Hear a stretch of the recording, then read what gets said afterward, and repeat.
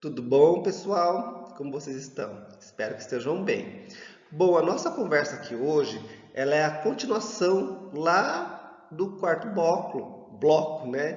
Que era sobre a proclamação da República. Lembra lá no quarto bloco, onde teve a questão do coronelismo, né? O voto de cabresto, né? A forma como o Brasil foi conduzido nesse primeiro momento, onde os coronéis, os líderes ali, né?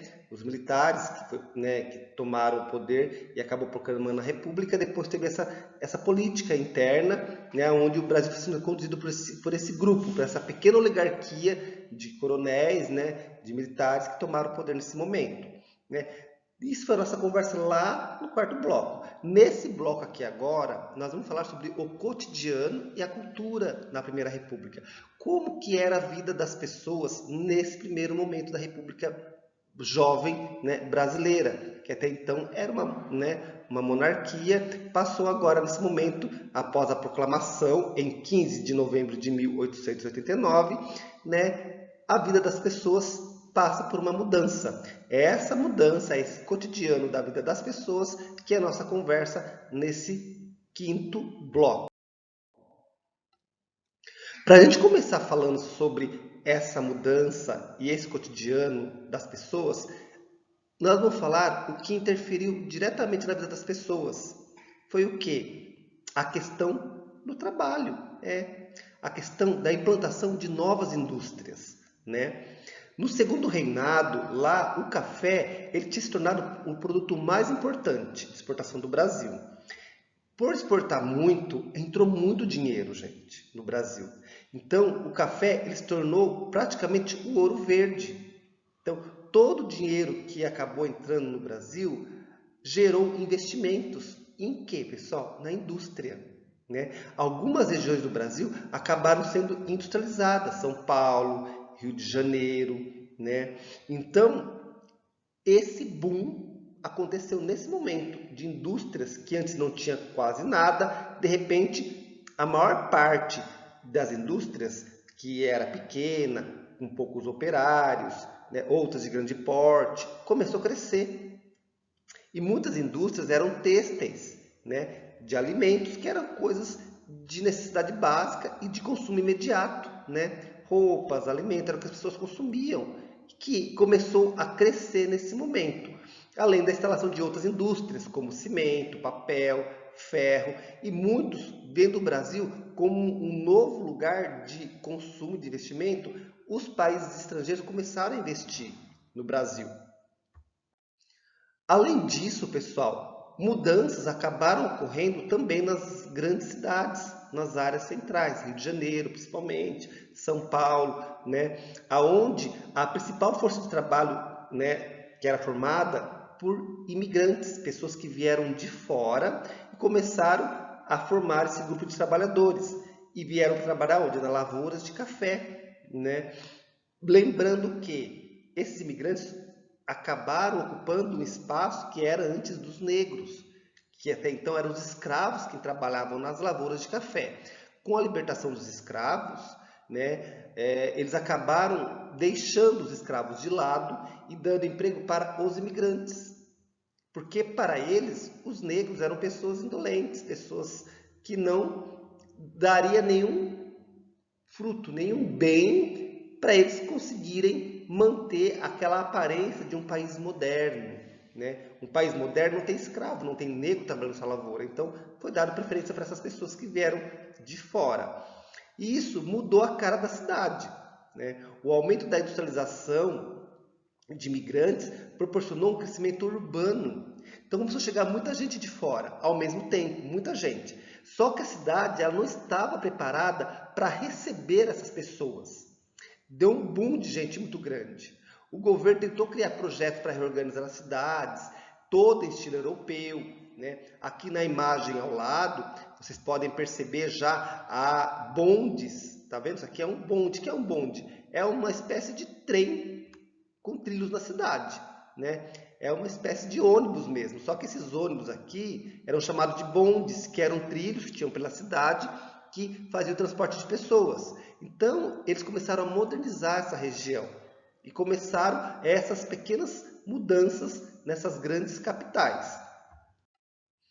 Outras reformas importantes também que aconteceram foi aí no governo do Pereira Passos.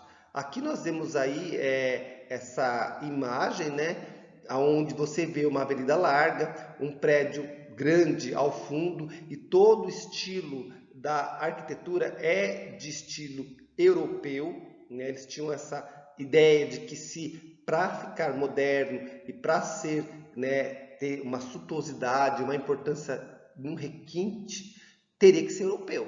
Se não fosse dos moldes europeus, os desenvolvidos, o país não seria, né, desenvolvido, não andaria para frente. Então tudo era modelado e feito com, né, ideia na Europa.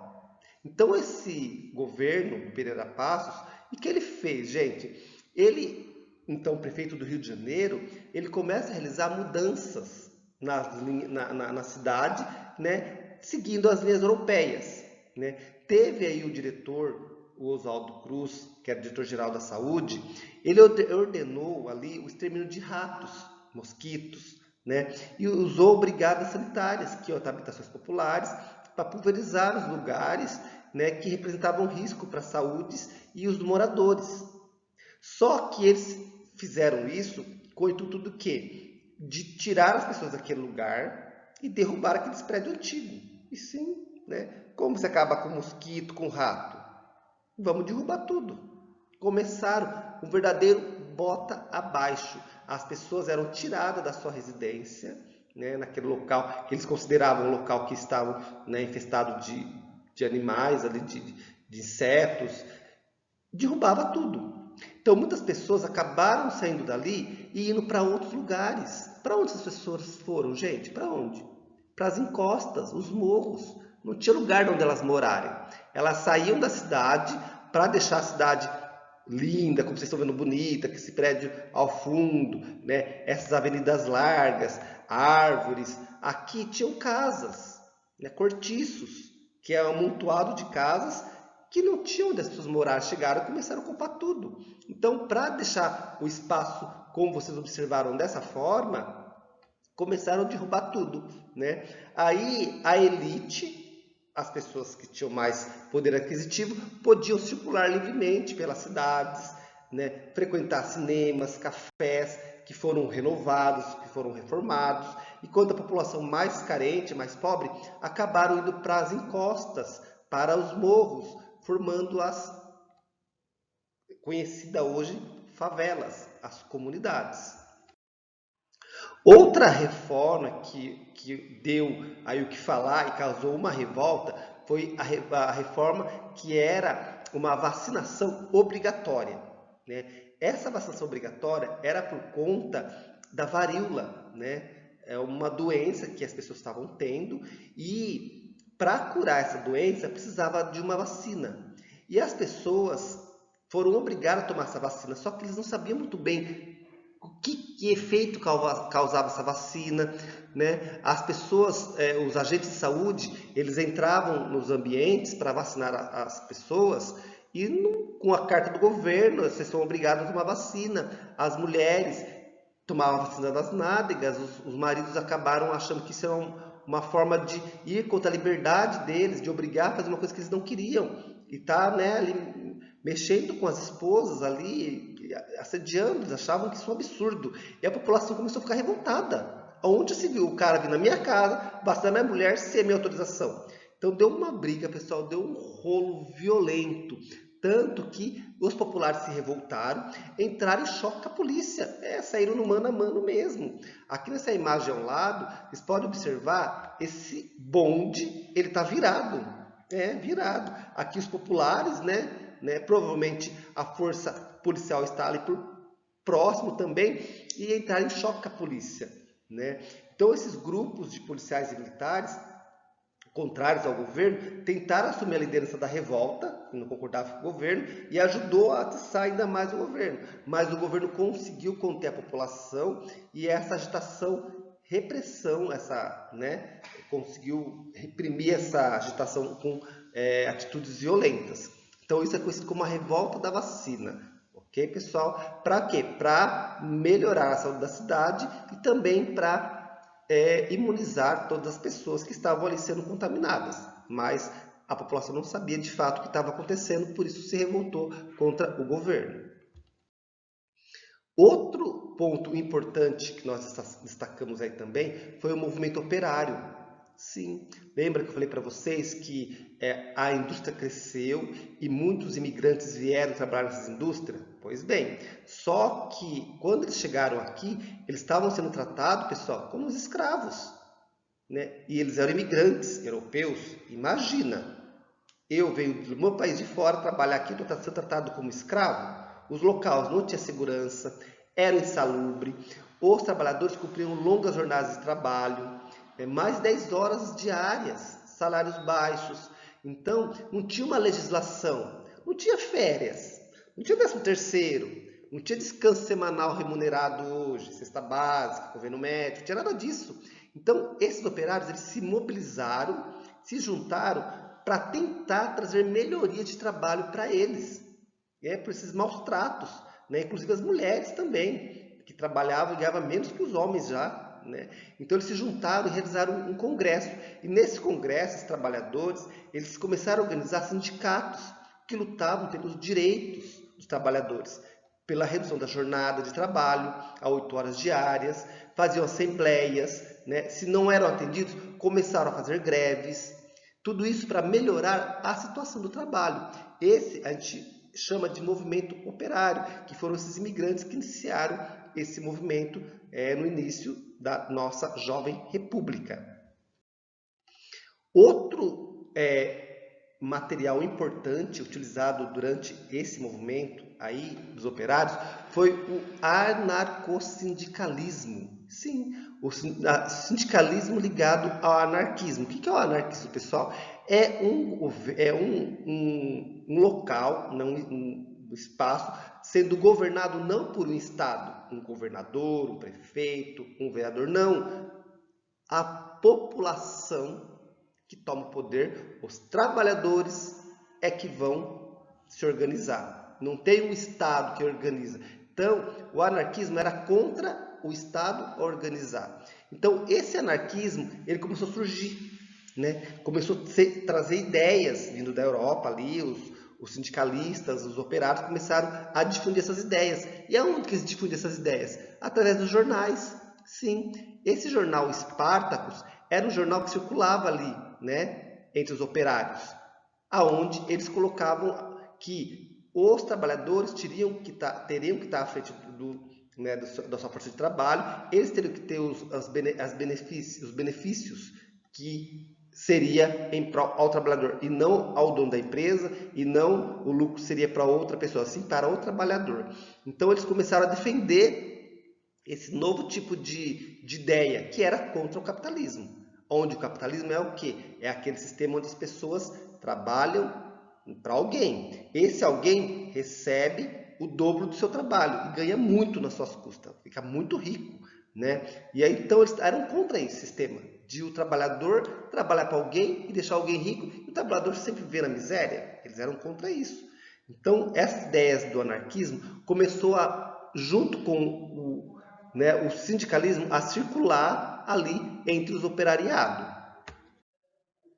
Dentro desse contexto, pessoal, do movimento dos operários, do anarquismo e sindicalismo, começou a surgir movimentos de greve.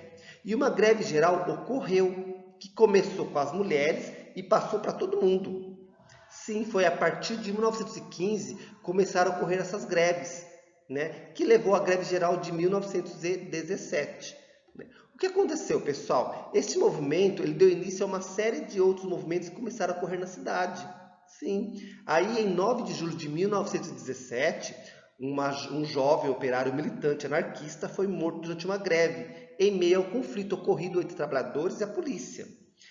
O enterro de José Martinez, que foi esse jovem, desencadeou uma série de manifestações e serviu de pretexto para mais de 70 mil operários entrassem em greve dias depois. É uma coisa que começou pequenininha, acabou tomando uma proporção gigantesca, né? Os donos das fábricas ficaram preocupados, Meu Deus, agora se o pessoal não trabalha, o trabalhador não tem produto eu não vendo, eu não ganho dinheiro. Eles começaram a ficar preocupados. Eles não atenderam todas as reivindicações, mas aceitaram algumas delas e também a não despedir os grevistas. Então, essa greve geral acabou mudando um pouco, né, a situação ali dos trabalhadores. Não foram todos atendidos, mas já começou-se a desenhar o que nós hoje conhecemos na nossa legislação trabalhista, né? Que hoje em dia temos os trabalhadores têm os direitos ali que até então não tinham. Por exemplo, o que eles exigiam, os operários? A redução de jornada de trabalho para 8 horas, porque era 10 horas para 8 horas, o aumento do salário, a extinção do trabalho para menores de 14 anos. Sim, menores de 14 anos trabalhavam. E muitos dos menores acompanhavam suas mães até as fábricas, porque as mães não tinham com quem deixar seu filho e levavam para a fábrica. Levando para a fábrica, ele trabalhava lá. Né? Proibir o trabalho feminino, né? A liberdade de organizar sindicato, a soltura dos grevistas. Então, vários pedidos e várias reivindicações acabaram sendo aceitas nessa mobilização que foi assim, importante para os trabalhadores. Então, esse movimento, essa greve trouxe mudanças e melhoria para os trabalhadores. Outra situação também que mudou a cara da Jovem República nesse período foi a questão da arte. Sim, a arte também teve mudanças, porque até então toda a nossa arte era baseada na arte europeia. A referência que os brasileiros na Jovem República tinham era a Europa. Né? Com essa industrialização e a urbanização que ocorreu no Brasil, né, fizeram surgir uma elite que procurava valorizar a cultura brasileira. Sim, a elite acabou valorizando o Brasil. Vamos valorizar o que nós temos no nosso país, ao invés de valorizar, né, a cultura externa. Então começou-se a desenhar um novo tipo de arte. Né? Assim, os artistas brasileiros, que criticavam a arte brasileira no final do século XIX, e valorizavam a cultura e a identidade nacionais de suas obras em outros países, passaram a ser valorizados. Né? Que até então eram outros que eram valorizados, mas agora é o Brasil que está sendo valorizado, o que é produzido pelos brasileiros. A presença da mulher ganha um grande destaque. Artistas como a Anita Malfatti, a Tarsila do Amaral, destacou-se. Fizeram grandes obras, tudo o que? Envolvendo o Brasil e os brasileiros. Né? Eles criaram uma semana que a gente fala até hoje, que foi muito importante, foi o divisor de águas, aonde deixou de ser a arte europeia para ser a arte brasileira. Fizeram a Semana da Arte Moderna, sim, em fevereiro de 1822, durante os dias 13, 15 e 17, os artistas intelectuais realizaram a Semana da Arte Moderna no Teatro Municipal de São Paulo, aonde vieram artistas de várias áreas, e ali fizeram um espaço da arte brasileira, deixando de ter como referência a arte europeia. Estava entrando em cena uma nova arte, a arte brasileira. E o negro, gente? Como ficou o negro nessa história? Lembra que eu falei para vocês lá no começo que com a libertação dos escravos, né, os fazendeiros, os cafeicultores revoltados porque perderam dinheiro, os escravos, né, porque eles valiam dinheiro, né, numa revolta ali e dizendo que o país, né, ia só evoluir se tivesse pessoas brancas, pessoas vindas de fora, né, com outra visão de mundo, que o país ia se desenvolver. Deu emprego para quem? Para os imigrantes. E para onde foram os negros?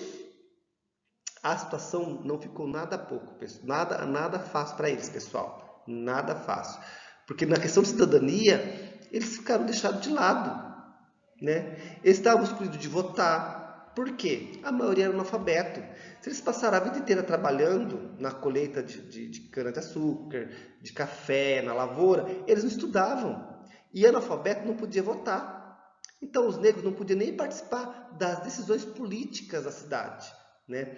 Não havia uma política para incluir o negro na escola pública. Não tinha escola nos morros, na favela. Né?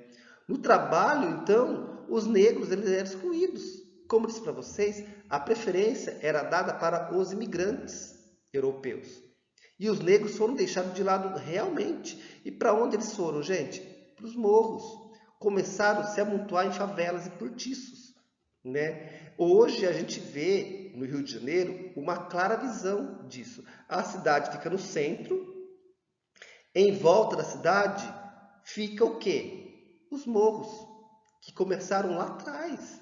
Isso foi populando, foi criando aumentando a proporção tão grande que acabou sufocando a cidade pequena e os morros em volta. E hoje nós vemos aí as consequências dessa exclusão das pessoas mais humildes, dos mais carentes, dos negros, o que hoje de fato aconteceu e como que hoje essas comunidades se encontram aí, muitas tomadas até pela violência. Mas isso era algo que começou lá atrás. Se lá atrás tivesse mudado essa forma de fazer, hoje nós não teríamos o que nós vemos hoje, né? Porque mesmo com o fim da escravidão, pessoal, a mentalidade escravista e racista das pessoas, ela permaneceu por um longo período republicano.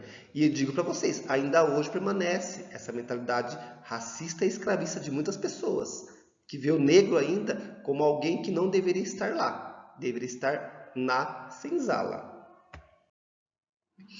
Outro ponto importante que nós destacamos também nesse período foi a revolta da Chibata. O que foi essa revolta da Chibata? Como disse para vocês, essa mentalidade escravista, ela era em todos os setores, nem todos.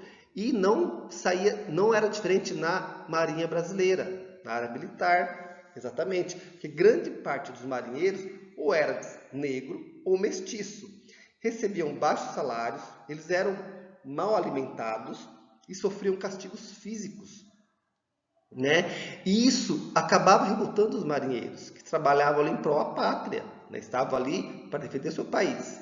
E sob a liderança de João Cândido, né, eles fizeram o quê? Eles se rebelaram por conta de uma situação que ocorreu lá, de um negro que acabou sendo chicoteado por ter levado uma garrafa de aguardente para o navio. Ele acabou sendo chicoteado, eles se revoltaram, e esse João Cândido, era o líder dessa revolta, eles se juntou os navios, fizeram todos os navios, apontaram para a sede do governo, e se eles não diminuíssem os castigos físicos, se eles não valorizassem, né, o trabalho deles, né, a questão salarial, né, a diminuição desses castigos, eles iam explodir o Palácio do Governo. Você imagina, eles no poder de todos os navios virados para o governo. O governo ficou preocupado, falou, opa, peraí, vamos atendê-los, né? Então o presidente da época, que era o Hermes da Fonseca, ele concorda em receber esses marinheiros, ele concorda em melhorar a situação dos castigos físicos, em melhorar o salário, porém eles tinham que acabar com a revolta. Aconteceu, pessoal? Não aconteceu. Depois que eles falam que vai devolver os navios e vai acabar com a revolta, eles fazem o quê com os rebelados, com os revoltantes? Manda para fora. Manda para outro lugar, trabalhar em seringueira, trabalhar em construção de linha de ferros, né? E não atende todos os pedidos dos marinheiros, né? Porém, a parte do castigo físico eles acabam abolindo. Pelo menos alguma coisa eles conseguiram, mas os líderes da revolta foi mandado para longe, né? Aí a gente vê a imagem dos marinheiros, né? Que levou a centenas de chibatadas, né? Eles apanhavam muito e a tripulação indignada acabou tomando essa medida, que acabou dando essa revolta que ocorreu nesse período da Jovem República. Então, essa questão da mentalidade racista e escravista era forte. Vocês verem que até no meio ali da Marinha Brasileira era muito latente entre eles. Porém, com a revolta, o castigo físico foi abolido, mas nem tudo foi melhorado na situação de trabalho dos marinheiros ali. Outro ponto importante, pessoal, é a questão dos movimentos sociais e a imprensa negra, né? Os negros também tinham voz e vez, né? Tinham negros esclarecidos, tinham negros que eram libertos, que nunca tinham sido escravos, que tinham conhecimento. E esses negros esclarecidos, esses negros que tiveram conhecimento, tiveram uma educação, eles criaram movimentos para conscientizar as pessoas dessa questão do negro, dessa questão escravista e racista, que as pessoas passavam por isso, né? Então, era uma forma de resistência dos negros de mostrar que eles tinham voz e vez. E foram criados materiais de imprensa e divulgavam esse material para todo mundo ter acesso, né, sobre a situação do negro, o que acontecia com essas pessoas, né? Nós temos aí exemplo um jornal chamado o Clarim da Alvorada, né, que era um jornal de grande repercussão, né? Esse jornal circulava na época, né? Tinha o Sentinela, que era um outro jornal, né? E tinha alguns, né, editores, escritores que destacavam aí nesses jornais, né, como o Lino Guedes, o Arlindo Veiga. Eram pessoas que estavam à frente desses jornais, que acabaram por organizar esses movimentos, né? Que eram as principais lideranças dessa frente negra, que tinham o objetivo de conscientizar as pessoas da importância da educação e da cidadania para todos, né? E essa elite intelectual negra, ela discutia publicamente as condições precárias da população negra: trabalho, saúde, educação, moradia, que não existia para os negros. Eram situações precárias. Então, os negros, eles se mobilizaram nesse movimento e conseguiram ali conscientizar uma grande parte das pessoas. Por conta do quê? Desses movimentos sociais. Então, os negros, eles nunca ficaram de cabeça baixa. Eles sempre se revoltaram. Seja lá na senzala contra o senhor, tacando fogo lá no canavial, não trabalhando, né, se revoltando, fugindo para os quilombos. Era uma forma de resistência. Quando acabou a escravidão, mandaram os negros para o morro, né? Foi todo mundo para a favela. Os negros intelectuais, os que tinham conhecimento, se juntaram e falaram: não, está errado. Nós somos iguais, nós temos direitos e deveres como todo cidadão, nós somos brasileiros.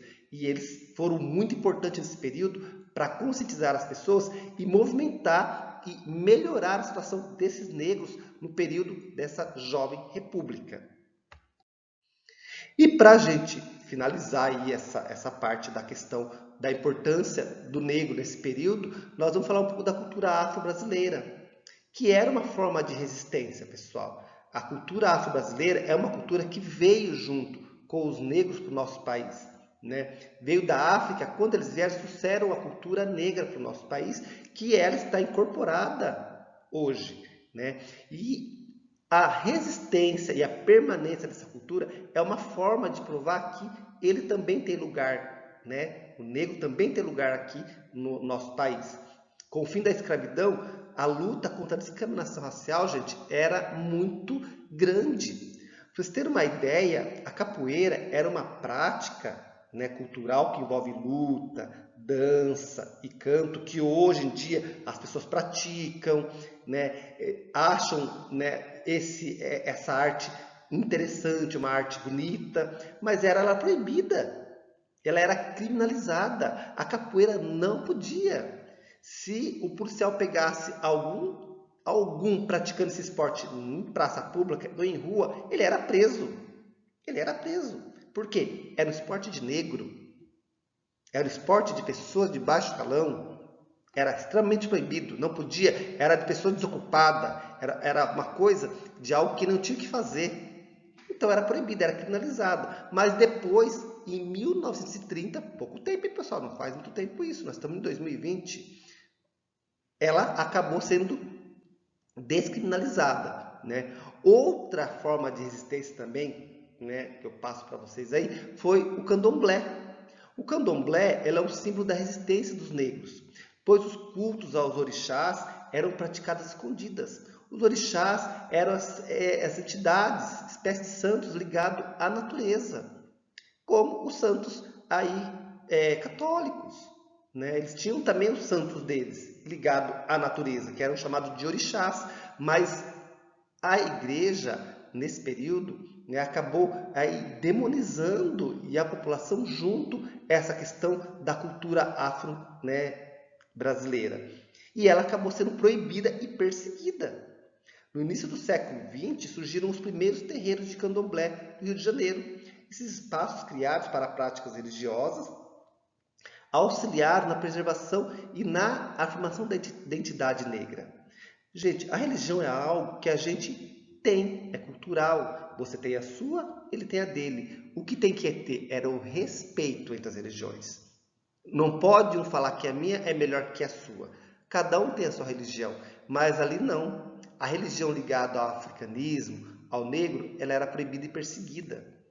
Dizia que não podia, que não era uma coisa boa. Mas quem somos nós falar o que é bom, o que é ruim? Cada pessoa tem a sua religião, cada pessoa tem a sua crença. Mas eles eram perseguidos. E até hoje as pessoas olham ainda com outro olhar essa cultura afro-brasileira. Veja com outro olhar a questão dos terreiros de candomblé. Mas é uma religião que tem que ser respeitada como a religião católica, como a evangélica, né, como a espírita. Todas têm que ser respeitadas. E essa religião, ela foi muito perseguida, mas ela resistiu e permaneceu também ali existindo. Ok, pessoal? Bom, por enquanto é isso, tá? Qualquer dúvida, me chamem lá no chat ou pelas redes sociais, Facebook, Instagram, que a gente vai trocando mais ideia, tá? Lembro vocês que as atividades já estão disponíveis. Vocês terão apenas 5 chances para realizar as atividades. Se passar dessas 5 chances, vai ficar a chance que você teve maior acerto, ok? Então, até mais, pessoal. Tchau!